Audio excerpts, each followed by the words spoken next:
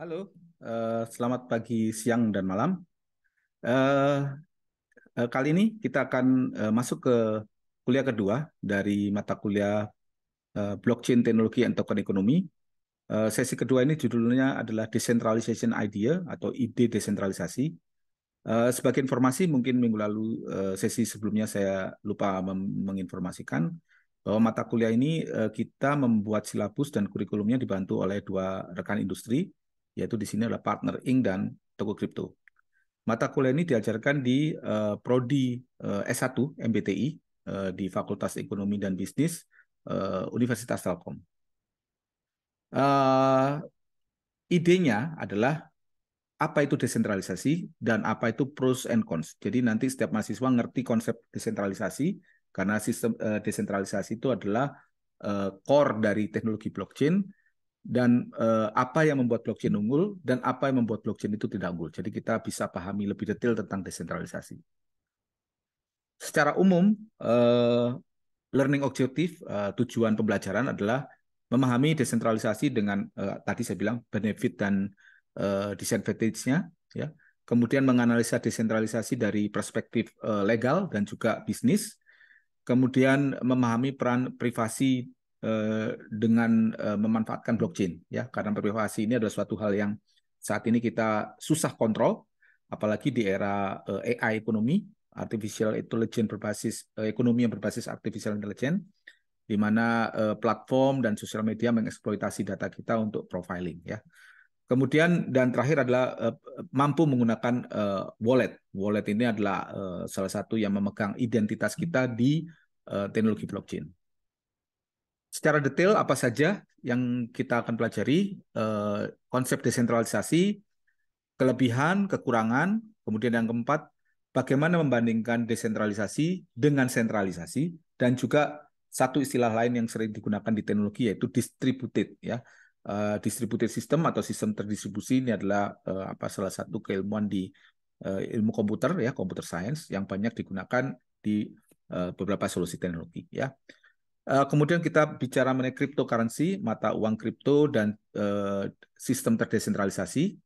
Kemudian aspek legalnya, yang ketujuh adalah aplikasi praktisnya, dan kedelapan adalah mengenai privacy yang kita kontrol sendiri, yang kita sebut adalah custody terhadap informasi diri kita, ya. Yang kesembilan wallet. Walaupun nanti mungkin wallet kita pelajari di aktivitas lab, ya. Nah, bagaimana desentralisasi di blockchain? Kita akan pahami dulu definisi desentralisasi. Jadi desentralisasi itu kita kita pindahkan biasanya kontrol atau decision making dari suatu tempat terpusat, ya, central entity, ke orang, ya, ke individu. Ya, biasanya yang memutuskan itulah di perusahaan misalkan yang memutuskan itu adalah atasan, bawahan tinggal nurut. Nah, kalau ini kita bikin semacam crowd atau orang yang sama, ya, hak dan kewajibannya, dan mereka punya role dalam pengambilan keputusan. Ini sangat sesuai di era ekonomi digital sekarang, di mana memang crowd based activity itu banyak, misalkan crowd sources, ya, sourcing, ya, crowdfunding dan lain sebagainya, ya. Jadi apa tujuan dari desentralisasi ini adalah mengurangi tingkat kepercayaan dari peserta terhadap yang lain. Bukan mengurangi, maksudnya semua orang punya hak yang sama. Jadi tidak ada satu orang yang punya kelebihan dibanding yang lain. Oh, saya berhak lebih. Oh, saya memutuskan. Enggak. Kita kurangi, kita samakan semua. Itu adalah salah satu tujuannya dari desentralisasi. Nah, kalau kita lihat di era blockchain, ya, ada banyak aktivitas itu adalah centralized. Ada central authority di sini, semua orang akses data, akses minta keputusan, melihat SOP. Ini adalah central authority yang open book buat orang-orang untuk mengambil keputusan, ya. Dan ada verifikasi. Contohnya gini, kita masuk ke aplikasi perbankan, verifikasi dan komputasinya ada di satu server terpusat, ya. Jadi dia yang bertanggung jawab untuk itu, ya. Nah, kalau dengan blockchain kita tidak perlu lagi central authority yang akan memverifikasi benar nggak Pak Andri ini beneran Pak Andri, passwordnya cocok, ya. Ini enggak kalau di blockchain apa verifikasi itu dan komputasi itu ada setiap titik. Nah, jadi setiap titik atau setiap orang bisa memproses tanpa memerlukan central authority. Ya. Nah, gambarannya mungkin kelihatan seperti ini. Misalkan Alice yang contoh minggu kemarin mau kirim uang ke Bob, ya. Biasanya di tengah itu adalah satu sentral yang memastikan bahwa Alice itu ada dan Bob itu ada, Alice itu ada duitnya dan Bob ada rekeningnya, maka uangnya akan mengalir. Ya. Nah, kalau di desentralisasi ini bukan satu central authority tapi kumpulan komputer ya yang bekerja bersama-sama mempunyai catatan yang sama sehingga dia bisa melihat bahwa Alice itu beneran ada dan Bob itu ada dompetnya. Ya.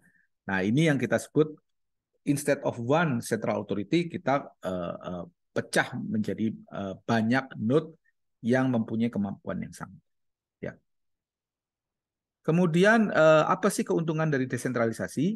Ya, eh, security yang pertama. Ya, jadi kalau di central system, contohnya bank atau contohnya server, ya satu server itu rentan terhadap serangan. Jadi kita tahu bahwa yang paling berkuasa itu adalah central server. Maka kalau kita serang ya kita serang itu aja. Kalau central servernya itu eh, apa namanya jatuh, ya semuanya akan bisa di-attack dengan mudah. Ya, uangnya diambil, identitasnya dicolong. Maka kita sering lihat di Indonesia apa pencurian data dan lain sebagainya itu karena sentral apa datanya ada di sentral dan mudah diserang dan mudah diambil sehingga semua orang yang ada di deadlock bukan mengalami kerugian karena apa namanya keamanannya rentan gitu ya. Nah, kalau di desentralisasi nggak bisa kayak gitu. Di desentralisasi kalau kita mau mengontrol node-nya atau mengontrol keputusan itu jumlah node-nya harus 50%, 51% dari keseluruhan network ya. Jadi kalau kita punya 100 network, semuanya punya keputusan bahwa Pak Andri itu uangnya adalah 500.000, tiba-tiba saya Pak Andri pengen melakukan kecurangan.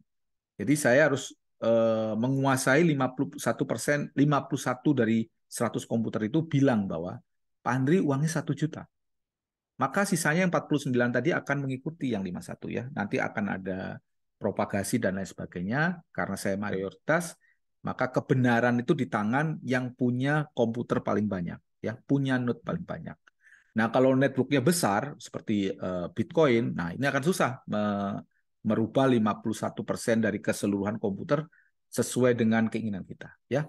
Nah, untuk itu kalau kita lihat di Bitcoin ada kemarin kita ceritakan mengenai proof of work ya, suatu mekanisme konsensus yang menggunakan kekuatan komputer. Jadi menguasai 51% itu selain kita harus menguasai banyak node, yang kedua kita harus punya kekuatan yang komputer yang besar. Dan itu juga misalkan ada orang kayak gitu, misalkan mau diserang oleh perusahaan besar ingin menguasai Bitcoin gitu ya. Begitu kita tahu perusahaan besar itu menguasai hampir 51%, ya sudah kita nggak usah pakai Bitcoin itu. Ya. Kita pindah ke blockchain lain. Ya. Itu yang security-nya, aspek security. Kemudian ini kita gambarkan mungkin sedikit ya. Ini centralized setiap apa setiap node, setiap komputer, setiap orang bertanya pada sentral berapa uang saya, berapa jumlah apa namanya akun saya. Kalau password saya lupa, saya tanya, ingat nggak password saya, ditanya. Ini sentral ya. Kalau desentralnya nggak kayak gitu ya. Desentralnya semua saling terhubung, membentuk jaringan besar sehingga semuanya punya informasi yang sama. Di titik ini uang saya 500.000, di titik lain uang saya juga 500.000, di semua network uang saya 500.000. Jadi akan susah. Misalkan di sini saya bilang uang saya 1 juta, ya, yang lain masih 500.000, maka ini akan dibilang nggak valid. Ya. Kemudian, nah tadi saya ceritakan 51%, 51% attack, ya, atau kita sebut sebagai majority attack. Ya. Ini muncul jika eh, sekelompok orang atau node itu mengontrol sekelompok orang atau node yang punya kebenaran yang sama atau tujuan yang sama, ya, mengambil kontrol lebih dari 50% dari blockchain hashing power. Kita tahu kemarin ya, hashing itu adalah part dari konsensus mekanisme. Kalau mereka mengontrolnya sudah lebih dari 50%, maka mereka akan memegang kebenaran, ya, bahwa uang Andri itu segini, bisa merubah, ya, merubah nasib networknya, ya. Nah, ini bahaya, ya. Ini yang kita sebut bahaya double spending, karena misalkan double spending itu saya si A kasih uang ke si B, si A punya uang 100.000 dikasih ke B 50.000, ya, maka uang si A itu harus tinggal 50.000, ya. Jadi nggak boleh A kasih ke B 50.000, uang A tetap 100.000, nggak boleh. Ya, ini kita sebut double spending. Nah, kalau networknya ngaco, ya, A punya uang 100.000 dikasih ke B 50.000, dan uang dia nggak berubah, masih 100.000, dia masih bisa double spending lagi. Dan ini adalah masalah krusial yang harus diselesaikan kalau kita ingin mengadopsi blockchain. Dan untungnya blockchain sudah mengantisipasi tidak mungkin melakukan double spending asal networknya nggak dikuasai oleh 51% dari node, ya, oleh satu jenis node, ya. Nah, jadi ini akan memunculkan apa yang kita sebut sebagai trustless system, ya. Trustless system itu adalah partisipan yang ikut di network blockchain itu tidak perlu kenal, tidak perlu tahu, tidak perlu percaya, ya. Kita hanya percaya ke mekanisme protokolnya blockchain untuk menjamin bahwa sistem ini kan berfungsi seperti yang diharapkan, termasuk security, termasuk nanti ada aspek privacy, ya. Nah, termasuk kecurangan, menghindari kecurangan seperti double spending tadi, ya. Pada suatu environment yang trustless, yang tidak memerlukan trust, ya. Contohnya apa sih yang sebut trust environment? Ya, misalkan saya mau si A mau ke transfer ke B, dia harus lewat bank, ya. Bank itu menjamin, oh, si A beneran si orang ini, dia boleh menghabiskan uangnya. Nah, kalau di blockchain kita nggak ada mekanisme itu. Yang penting dia punya akses ke network, ya, dan dia punya identity yang bisa diverifikasi oleh semua titik di dalam network, ya. Jadi there is no single entity that has authority over the system, tidak ada yang dominan, ya. Dan konsensus itu dicapai, ya, tanpa partisipan itu kenal satu dengan yang lain. Jadi kalau kita konsensus, oh benar uangnya si A itu 100, ya, 100.000 atau 100 rupiah, itu terjadi karena memang protokolnya membuat seperti itu, ya, yang mengatur, dan kita percaya protokol itu, ya. Property of trustless ini adalah di peer to peer itu dikenalkan oleh Bitcoin, ya. Yang saya ceritakan tadi ini semua adalah Bitcoin menyambung percakapan atau sesi minggu lalu, ya. Eh, Dia memungkinkan data transaksi untuk diverifikasi dan tidak akan berubah, immutable, dan disimpan di blockchain yang publik, bisa dilihat oleh publik, ya. Jadi karena publik juga, maka kita mau curang juga susah, gitu ya. Nggak ada yang main belakang, gitu ya. Nah, trust itu muncul di transaksi yang mayoritas dan bagian vital dari ekonomi di blockchain, termasuk nanti kita memberikan reward ke miner, ya, seperti kita bahas minggu lalu, ya. Sistem yang tidak membutuhkan trust spesifik, contohnya trust spesifik itu KYC, know your customer, ya, itu bagian penting dari operasional perbankan, ya, salah satunya, ya. Ini meredefine interaksi ekonomi yang memungkinkan orang itu percaya pada suatu konsep atau abstrak seperti yang saya ceritakan tadi, dibandingkan kita percaya ke suatu entitas. Oh, ini pemerintahan, ini regulator, ini banking, ya, ini kelurahan, gitu ya, misalkan. Jadi kita nggak perlu institusi. Gambarnya saya langsung saja ke orang lain. Saya bisa si A bisa langsung transfer ke si B tanpa melalui bank. Nah, tanpa melalui institusi yang menjamin bahwa uangnya ada, tanpa institusi yang menjamin bahwa orangnya ada. Karena begitu kita masuk ke blockchain, sudah dijamin uangnya ada dan orangnya ada.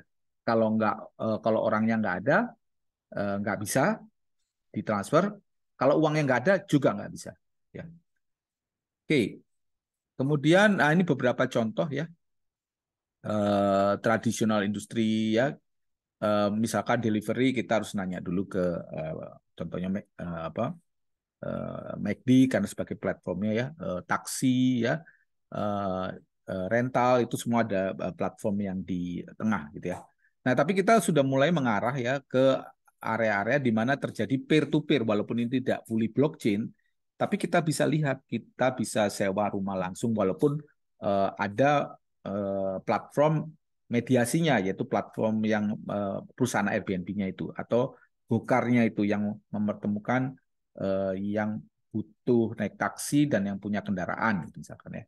Dan kita akan lihat ke depannya ini akan semakin berkurang peran mediator ini atau platform ini, lebih nanti ke peer to peer. Kita akan melihat next step-nya kalau kita gunakan blockchain akan lebih enable, lebih mampu mewujudkan ide untuk berinteraksi atau beraktivitas ekonomi secara peer to peer. Nah, aspeknya lain adalah pseudonymity, ya pseudonymity. Jadi kalau ada pseudonymity dan transparansi ya. Kalau rekan-rekan tahu anonim, anonim ya, anonim itu artinya kita nggak tahu orang. Kalau kita ada di internet, kita pakai nama alter gitu ya, itu anonim ya. Ya, kalau pseudonym itu adalah eh, namanya itu nama bayangan ya, tapi kita masih ketahuan kita itu punya apa. Nah, blockchain seperti itu ya. Dan ini ada hubungannya dengan transparansi. Nah, bagaimana gambarannya? Contohnya adalah transparansi di blockchain itu publik. Contohnya Bitcoin ya. Ada juga blockchain yang nggak publik, yang private ya. Transaksinya itu publik, bisa dilihat orang, disimpan di blockchain untuk setiap alamat ya. Semua orang, semua orang atau setiap orang dapat membuat alamat menggunakan wallet. Wallet itu adalah kunci kita masuk ke teknologi blockchain. Dengan wallet, kita punya wallet, maka kita bisa produce address. Address itulah identitas kita, ya. Identitas kita dalam melakukan interaksi di blockchain, ya. Orang luar akan melihat uh, address saya melakukan transaksi finansial, let's say ya. Dan tapi orang itu nggak tahu siapa yang punya. Jadi ini saya ada wallet dan ada addressnya, transaksi dengan address yang lain ini bisa dilihat orang, ya. Tapi orang itu nggak akan tahu siapa yang punya dompet ini. Jadi ini setengah, ini yang kita sebut pseudo, ya, setengah kelihatan tapi nggak full anonymity, ya. Jadi dengan cara begini kita masih bisa verifikasi transaksinya benar apa tidak, tapi kita melindungi privasi orang. Nah ya, nah beberapa platform seperti exchange, ya exchange itu tempat kita tukar menukar antara fiat, uang dunia nyata dengan uang kripto, itu ada KYC. Nah di sini baru kelihatan. Misalkan saya mau beli Bitcoin ya, saya ke toko kripto misalkan ya, maka toko kripto akan nanya siapa nama dan lain sebagainya ya. Kemudian saya beli walletnya ya, saya beli Bitcoinnya. Jadi Bitcoin itu toko kripto yang pegang apa namanya identitas saya ya. Tapi dalam transaksi di blockchain ya kita nggak kelihatan itu siapa ya. Dan ini menjadi dasar dari konsep yang kita sebut identitas digital ya. Karena selama ini privacy itu selain dilanggar dan apapun yang kita lakukan interaksi di digital itu akan ketahuan kita itu siapa ya. Baik menggunakan email yang alter, email yang lain, kita akan bisa di-trace kita itu siapa. Nah, di blockchain ini mengenalkan konsep yang kita sebut sebagai identity dan identifier ya. Identity itu nanti adalah kita sebut private key, yang nanti saya ceritakan, yang kita simpan dan tidak kita publish ya. Selama private key kita simpan, orang tidak tahu kita itu siapa. Tapi private key atau identity itu membuat banyak identifier atau public key. Public key ini yang kita publish. Orang akan tahu public kita. Orang akan mau bayar ke kita, kita kasih public key kita. Tapi private key kita tetap kita simpan sehingga apa namanya privacy kita terlindungi ya. Jadi ini kita akan lihat ke depannya akan banyak kombinasi apa solusi untuk melindungi privacy, tapi tetap transparan. Nah, ini dua hal yang sangat bertolak belakang sebenarnya. Transparan kelihatan semua, tapi privacy dilindungi. Nah, ini mungkin satu-satunya solusi saat ini menggunakan teknologi blockchain. Ya, ini banyak hal ya kita bisa selesaikan seperti belanja negara ya, voting, misalkan tahu Pak Andri voting siapa, tahu Pak Andri sudah voting, tapi nggak tahu Pak Andri voting siapa. Nah itu penting juga ya, dan itu datanya bisa diverifikasi dengan mudah. Contohnya untuk pemilu dan lain sebagainya ya.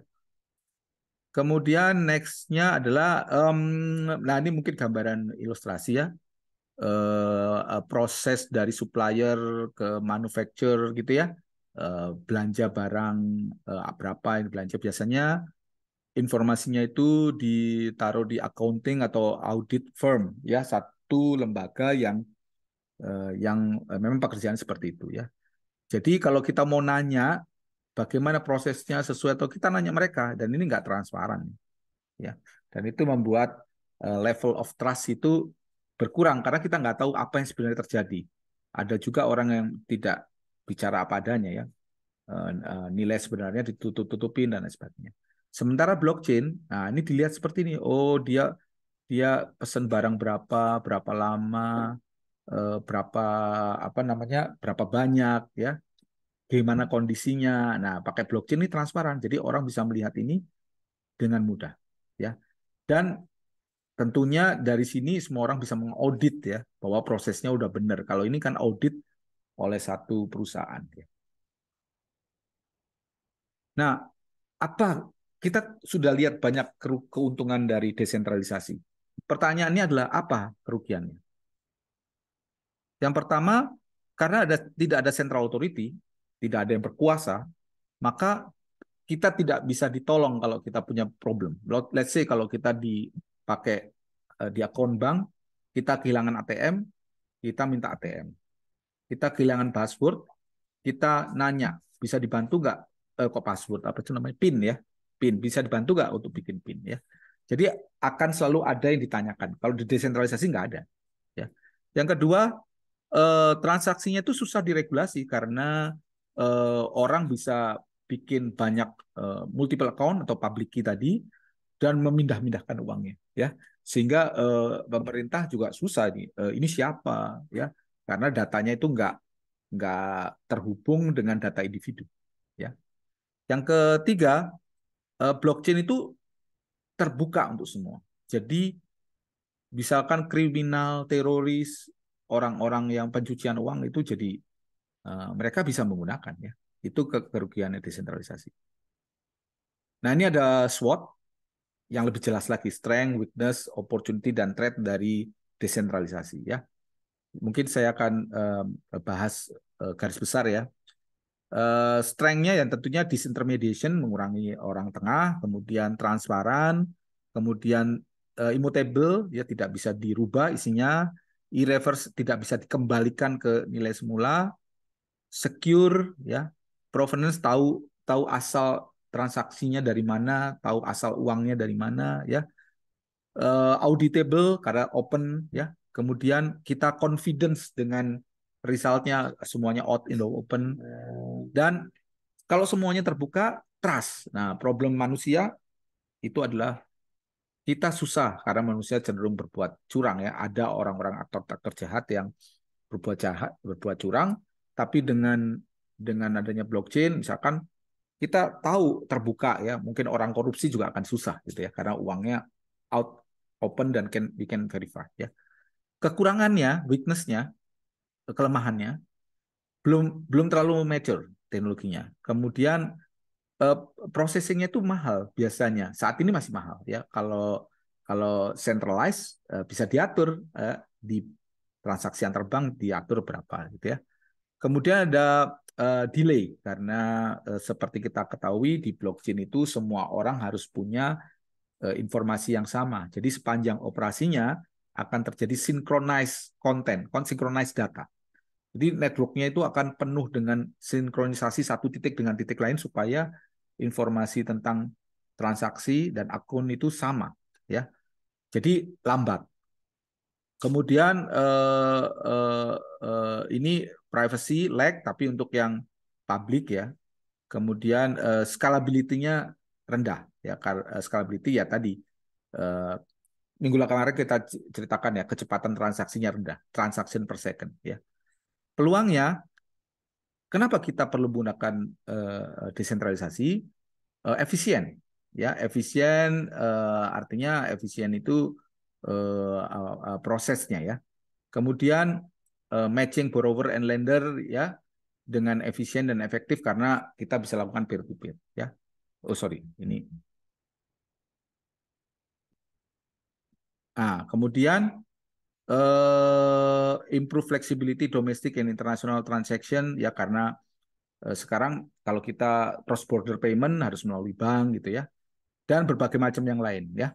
Kemudian ancamannya eh, eh, ancamannya itu desainer dan developer akan membuat sistem yang luar biasa yang mengganggu sistem sentralized saat ini ya.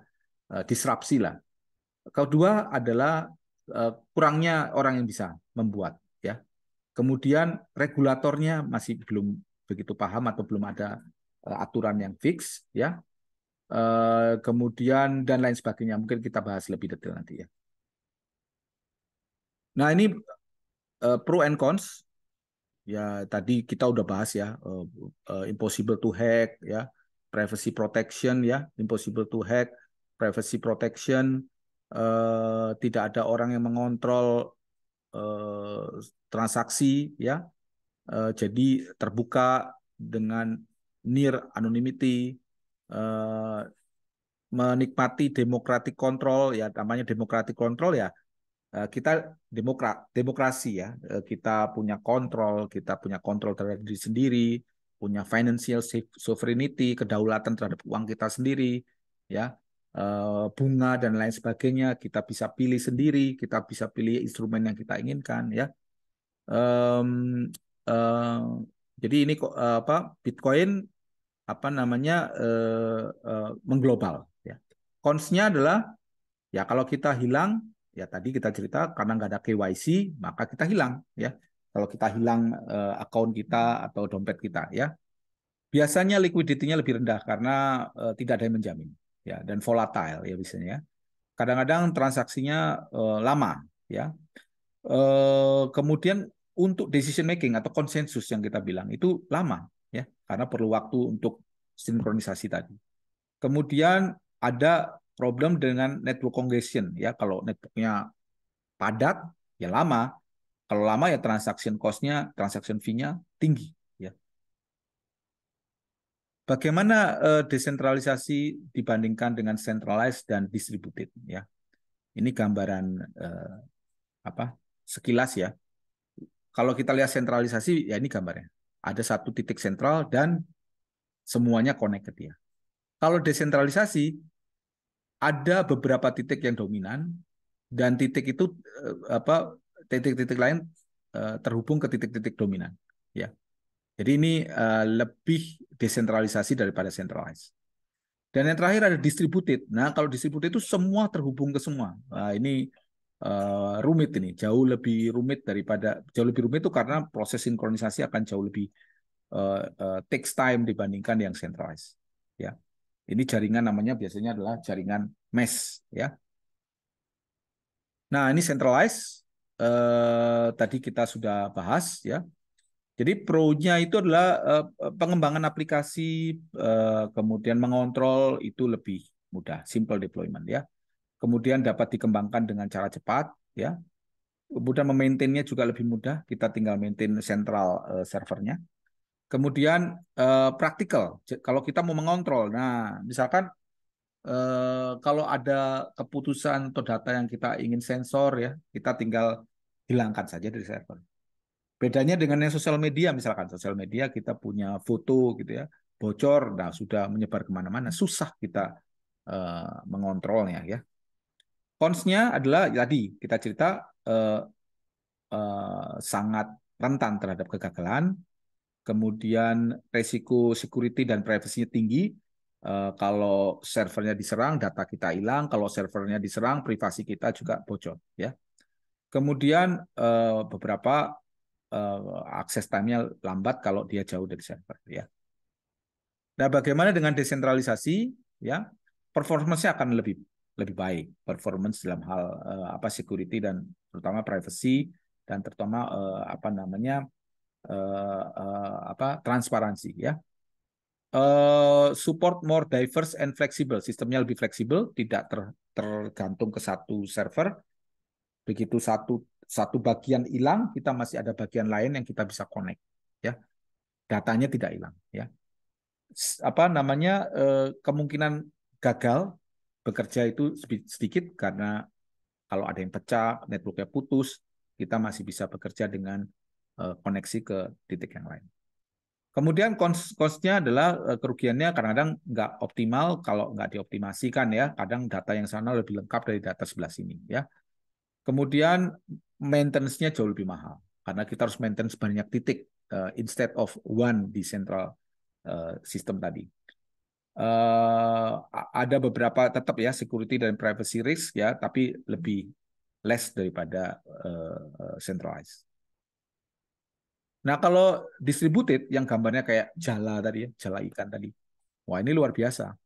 Ini canggihnya dia fault tolerance. Jadi satu titik hilang, maka kita bisa lihat ke titik lain dengan mudah. Satu titik hilang datanya, titik lain menggaransi bahwa data itu akan tetap ada, ya. Transparan dan secure kelihatan semua, ya. Kemudian konten, data, computer processing bisa di-sharing dengan mudah. Kemudian dia scalable, ya, scalable. Dan kerugiannya adalah susah untuk dideploy dan maintenance cost-nya tinggi, ya, karena kita harus memaintain semua titik yang ada di dalam jaringan. Nah, ini sama ya dengan tadi ya. Saya tidak akan bahas slide-nya itu mensummarikan apa yang kita ceritakan tadi. Nah, bagaimana dengan cryptocurrency, mata uang kripto dan sistem terdesentralisasi, ya? Nah, kita kenal namanya blockchain itu nama lainnya adalah distributed ledger technology atau kita sebut sebagai DLT, ya. Biasanya DLT itu ya intinya titik itu data itu disimpan di mana-mana, ya. Tapi kalau bedanya dengan blockchain itu blockchain itu ada kriptografinya, ya. Kalau DLT belum tentu ada kriptografinya. Tapi DLT itu kan konsep yang luas ya di atasnya blockchain. Semua data yang tersebar di semua titik kita sebut sebagai distributed ledger technology. Kalau blockchain dengan kriptografinya, ya. Kalau nggak pakai kriptografi, ya itu juga masuk DLT. DLT mencakupi dengan kriptografi maupun dengan tidak kriptografi. Jadi lebih luas, ya. Nah, ini contohnya centralized ledger dan ini distributed ledger. Ya, sama ya, mirip tadi. Nah, nanti boleh distributed ledger-nya kita pakai blockchain ya. Jadi transaksinya kalau kita lihat transaksi melalui central entity di sini ya. Di sini peer to peer, maka kita kenal namanya decentralized finance ya, DeFi ya. Kalau nanti kita ada satu bahasan tentang DeFi ya.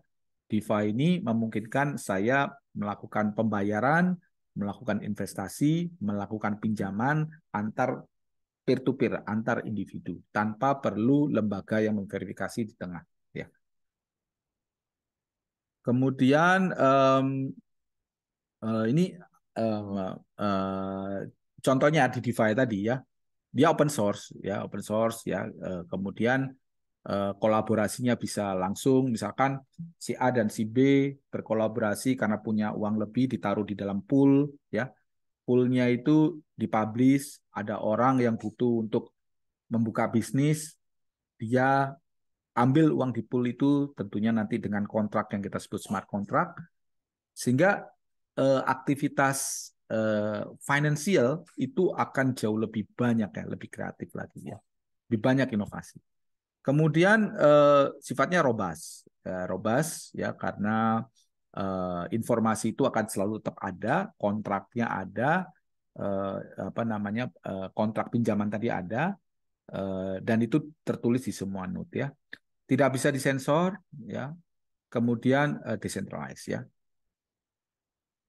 Kemudian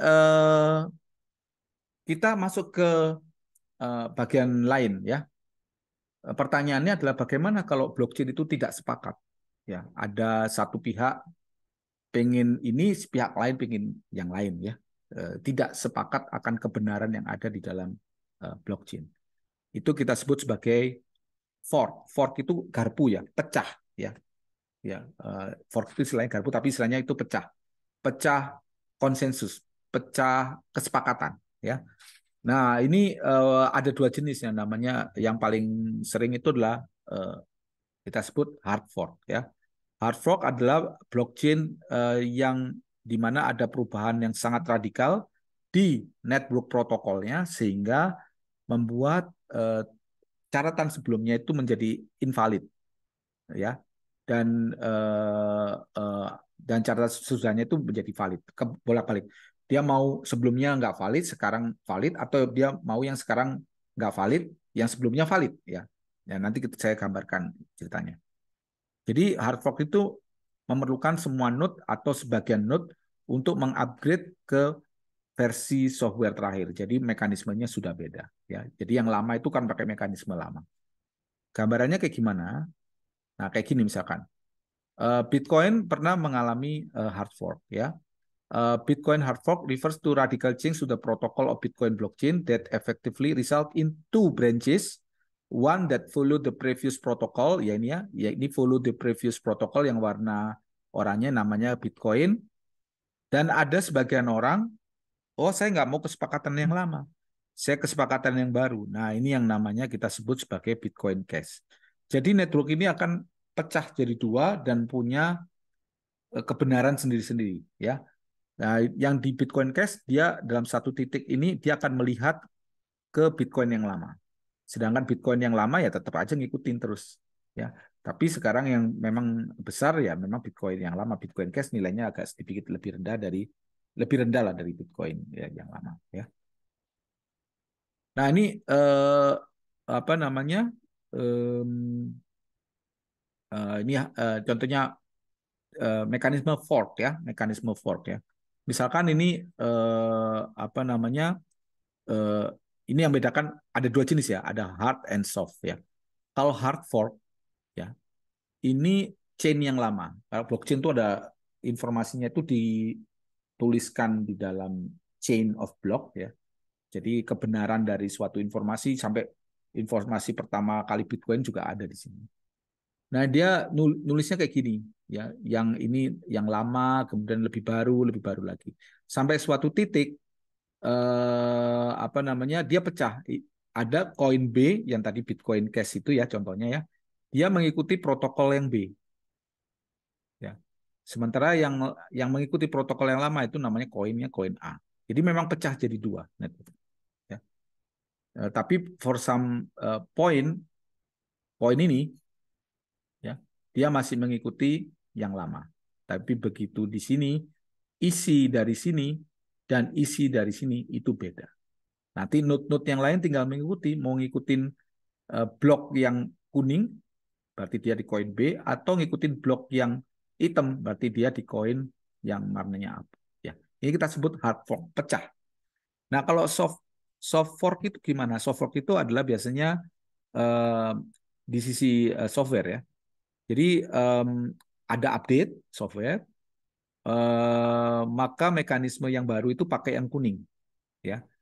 Dan karena banyak orang yang upgrade, maka tidak ada lagi yang pakai yang lama. Yang versi lamanya nggak ada, semakin sedikit.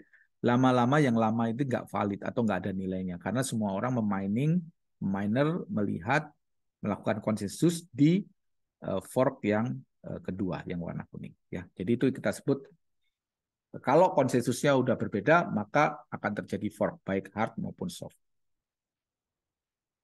Nah, bagaimana dengan aspek hukum atau legalnya? Jadi ini adalah cerita sepintas ya. Jadi Bitcoin sendiri sampai dari dulu sampai sekarang mengalami masa up and down, ada yang diadopsi, ada yang dilarang ya. Waktu misalkan tahun 2014 eh, beberapa negara dilarang karena resikonya besar. Kemudian tahun 2017 eh, China and South Korea ini regulate ya. Oh, dia bans di China and South Korea, tapi diregulasi di Jepang dan US. Jadi tiap negara punya pandangan yang beda-beda ya. Bahkan tahun 2021 El Salvador, negara yang punya mata uang yang tidak kuat, dia ngerasa bahwa Bitcoin lebih kuat dari mata uang negaranya dan dia invest di Bitcoin dan dilindungi oleh hukum. Kemudian ini ada beberapa gambaran ya. Nanti mungkin saya akan share lebih detail kondisi di negara-negara yang ada di dunia. Misalkan Rusia itu gray area, ya. Cina itu gray area, ya. Jepang itu diregulasi, ya. Masih banyak yang gray area. Misalkan ini apa? Swiss itu diregulasi, ada regulasinya, ya. EU, ya, Uni Eropa itu banyak kan gray area. Di Lituania, negara yang apa namanya cukup maju ya di IT-nya itu diregulasi, ya. Nah, itu beberapa contohnya. Nah, bagaimana di Indonesia? Di Indonesia itu cryptocurrency itu legal dan didefine sebagai komoditas. Komoditas itu berarti bukan sebagai legal tender untuk transaction, bukan sebagai uang. Jadi Bitcoin itu diperdagangkan dalam bentuk komoditas seperti emas, ya. Nah, Commodity Future Trading Regulatory Agency atau kita sebut BAPEPT, ya, itu meregulasi kripto di Indonesia dari tahun 2019. Kalau nggak salah tahun 2023 ini akan dihandle oleh OJK juga, ya. Tidak bisa digunakan sebagai legal tender payment, ya. Ada teksnya juga, ya. Kalau kita beli kripto di exchange itu ada teksnya, ya. Per 1 Mei 2022, ya. Dan ini Bapepti Supervisory Board itu yang mengeluarkan lisensi siapa saja perusahaan exchange yang boleh beroperasi. Jadi ada izinnya. Jadi ada beberapa perusahaan. Jadi seperti OJK ya, kalau kita punya apa namanya peer-to-peer lending dan sebagainya kan license by OJK. Itu yang ngeluarin OJK. Dan bagaimana aplikasi praktisnya? Jadi selain di blockchain ya, kita kan tadi cerita tentang desentralisasi ya. Sehingga apa sebenarnya desentralisasi itu bukan hanya uang ya. Tapi kan bukan hanya transaksi dan uang, tapi juga kode ya. Karena uang digital sendiri itulah kode ya. Processing juga ya. Kalau kita bicara dengan cloud computing ya, kita mendesentralisasikan services ya. Cloud baik itu processing kalau pakai Google Colab ya, ataupun penyimpanan data, kita akan melihatnya sebagai satu cloud ya. Padahal di dalamnya itu banyak server yang bekerja secara desentralisasi. Nah, ini contohnya saya ceritakan tadi desentralisasi computing ya. Dia yang melakukan alokasi resources, misalkan komputer A lagi penuh, maka ditaruh di komputer B, baik itu bentuk hardware apa softwarenya, dan membuat yang kita sebut global virtual machine. Global virtual machine misalkan pakai Dropbox, pakai iCloud, pakai Google Drive. We never know itu ada servernya di mana. Tapi kita seolah-olah bekerja atas satu server besar yang sebenarnya itu desentralisasi terdiri dari banyak komputer-komputer kecil. Ya. Kemudian ini juga ada distributed file system ya. Kalau tadi distributed prosesor atau softwarenya, ini filenya yang didistributed ya.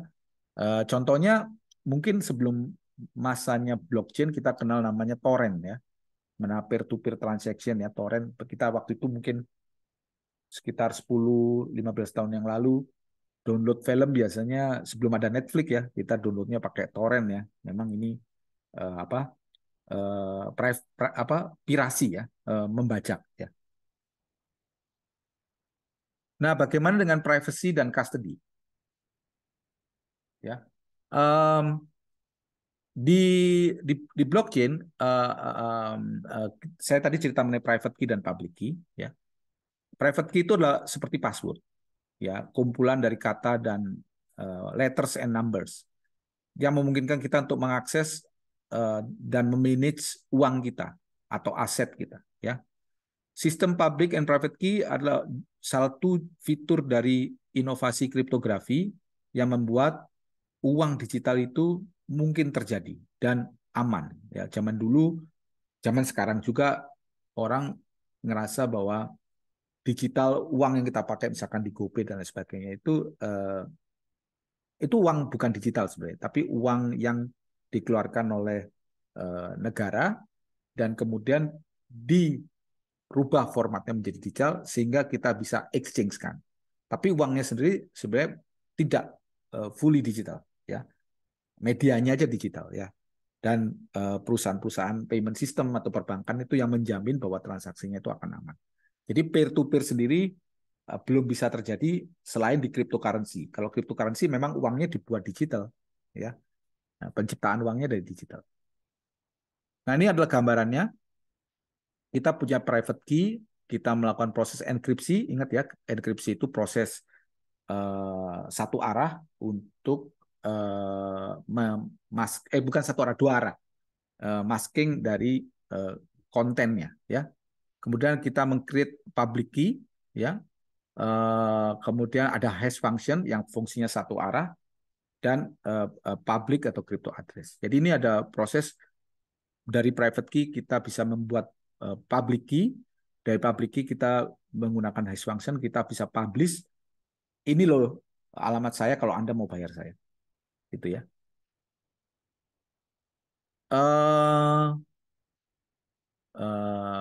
Ya, ini mungkin cryptocurrency seperti Bitcoin dan Ethereum adalah desentralisasi, artinya tidak ada bank atau institusi yang menjadi penengah, sehingga kita gunakan kripto tadi, ya, kriptografi terdistribusi di semua komputer yang kita sebut blockchain melalui beberapa mekanisme matematik yang lumayan kompleks atau complicated. Maka public key kita yang di-generate oleh private key yang seperti gambar tadi membuat mereka menjadi satu pasangan, ya. Jika kita bertransaksi menggunakan public key, maka kita akan verifikasi bahwa sebenarnya kita itu adalah kita dengan menggunakan private key. Itu adalah kita itu artinya kalau public key kita publish, kita terima uang. Nah, uangnya itu untuk bisa mengakses itu menggunakan private key. Kalau public dan private key itu match, ya, berarti uang yang dikasih orang tadi bisa masuk ke saya, ya. Jadi ini sebenarnya open tapi juga anonim, ya. Kita tidak perlu menanyakan, oh ini loh Andri, ini loh alamat saya, tidak perlu, ya. Semuanya otomatis dihandle oleh kriptografi tadi. Makanya kita sebut sebagai cryptocurrency. Nah, apa yang disebut custody? Custody itu adalah private key tadi yang nempel ke identitas kita, itu yang bisa mengakses aset yang kita punyai, ya. Jadi dengan kata lain ini adalah kita yang pegang digital asset atau cryptocurrency dan kita yang punya akses dan kita yang bisa memindahkan, bukan bank, bukan orang lain. Ya, itu self custody. Kita punya full control terhadap uang kita, ya. Jadi kalau selama ini kita custody-nya ke bank, ya ini adalah suatu hal yang baru, ya. Jadi nama kita juga nggak ada di wallet address, ya. Wallet address isinya hanya public key, tapi orang bisa melihat, orang bisa men-track transaksi kita. Orang nggak tahu kita, tapi orang bisa men-track transaksi kita. Mungkin coba nanti nonton film Trust No One yang ada di Netflix, ya. Ini menunjukkan bagaimana orang seluruh dunia bekerja sama untuk men-track penipu, gitu ya. Karena nggak ada namanya, yang adalah transaksi-transaksi yang digunakan. Wallet, wallet itu tadi tempat kita menyimpan informasi, ya, public key. Ada private key-nya untuk mengakses wallet kita. Public key kita bisa create untuk berinteraksi dengan pembayaran, berinteraksi dengan metaverse, berinteraksi dengan Web3 atau decentralized web ya. Ada dua jenis, hot and cold ya. Hot itu kalau wallet kita terkoneksi ke internet. Ya, contohnya aplikasi, kemudian apa namanya, eh, ekstensi di Chrome, ya. Artinya semua yang bisa dengan mudah diakses, ya, ke internet, ya. Jadi gampang diakses, mudah menerima token dan banyakkan free. Tapi bisa titik lemahnya dia bisa diserang oleh hacker. Ada regulasi tertentu dan juga technical vulnerability yang lain. Ya, kalau cold wallet berarti kita simpan wallet kita nggak terkoneksi ke internet. Ya, dia lebih aman.